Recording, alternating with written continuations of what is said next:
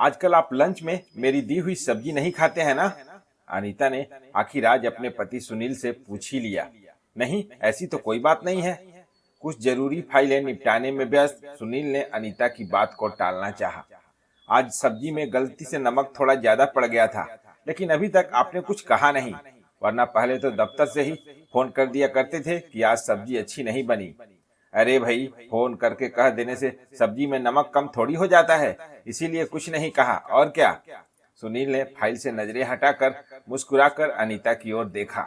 सुनील आज कुछ जरूरी फाइल अपने साथ घर ले आया था और उन्हें ही निपटाने में व्यस्त था, लेकिन अनीता को अपने पति सुनील की यह बात गले से नहीं उतरी। अनीता महसूस कर रही थी कि जब से एक लंबे अंतराल के बाद दफ्तर खुला था और सुनील ने दफ्तर जाना आरंभ किया था, उसके व्यवहार में एक अलग तरह का बदलाव आ गया था। अक्सर छोटी छोटी बातों पर मीनमेख निकालकर अनीता से नाराज होने वाला सुनील आजकल बहुत शांत और गंभीर सा हो गया था। आजकल नाराजगी तो मानो उसे छू भी नहीं पा रही थी। आज सुनील की मनपसंद गोभी की सब्जी में अनीता की गलती से नमक ज्यादा पड़ गया था, लेकिन पूछने पर भी उसने अनीता को कुछ नहीं कहा। सुनील का यह बदला हुआ व्यवहार अनीता को अच्छा लगा, किंतु मन ही मन उसे थोड़ी जिज्ञासा और घबराहट भी हो रही थी। असल में आज कपड़े धोते वक्त सुनील के जेब से दवाइयों की एक पर्ची मिली थी। सुनील की तबीयत भी ठीक थी और ईश्वर की कृपा से अनीता के घर का कोई सदस्य भी बीमार नहीं था। फिर उस दवाई की पर्ची का क्या मतलब है, यह अनीता को समझ नहीं आ रहा था। इधर सुनील का बदला हुआ व्यवहार और शांत मिजाज भी अनीता की उत्सुकता बढ़ाने के लिए काफी था, लेकिन इस विषय में अपने पति से पूछताछ करना अनीता को सही नहीं लगा। दफ्तर में काम का बोझ अधिक होने की वजह से सुनील के व्यवहार में कहीं ऐसा बदलाव तो नहीं आ गया है, या फिर सुनील किसी बीमारी से तो नहीं जूझ रहे हैं जो मुझे बताना नहीं चाहते। यह सोचकर अनीता ने सुनील के दफ्तर के एक जान पहचान के सहकर्मी भास्कर को फोन लगा दिया।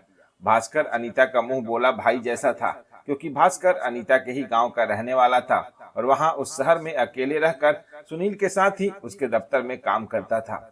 भैया, मैं अनीता बोल रही हूँ, कैसे हैं आप? अब पहले से बेहतर हूँ बहन। अनीता को भास्कर की आवाज तनी लड़खड़ाई सी लगी। आपकी तबीयत तो ठीक है ना भैया? हाँ, अब धीरे धीरे ठीक हो रहा हूँ बहन। हुआ क्या है आपको? अनीता हैरान हुई। सुनील जी ने तो आपको बताया ही होगा, मैं बहुत बीमार हो गया था और अभी भी अस्पताल में भर्ती हूँ, लेकिन सुनील जी हर रोज दफ्तर से वक्त निकालकर मुझे मेरा हाल चाल लेने अस्पताल आ जाते हैं। बहुत भले इंसान है सुनील जी।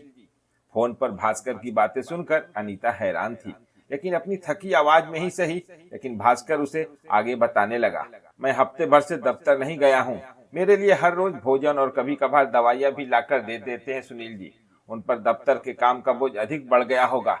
अपनी खुद की तबीयत ठीक नहीं होने के बावजूद भास्कर सुनील के ऊपर बढ़े हुए काम का दबाव महसूस कर अफसोस जता रहा था। दफ्तर के काम की चिंता छोड़िए, अब बस जल्दी से ठीक हो जाइए। अनीता ने भास्कर को निश्चिंत रहने की सलाह दी, लेकिन भास्कर ने कृतज्ञता जताई। मैं आपका भी बहुत शुक्रगुजार हूँ बहन। मैंने क्या किया है भैया?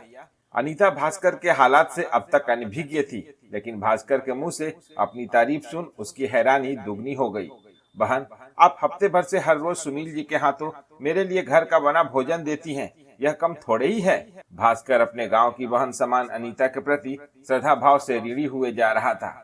इधर हफ्ते भर से दोपहर का भोजन खुद न खाकर एक बीमार सहकर्मी को खिलाकर संतुष्ट हो जाने वाले अपने पति सुनील के प्रति अनीता के दिल में इज्जत अचानक कई गुना बढ़ गई थी।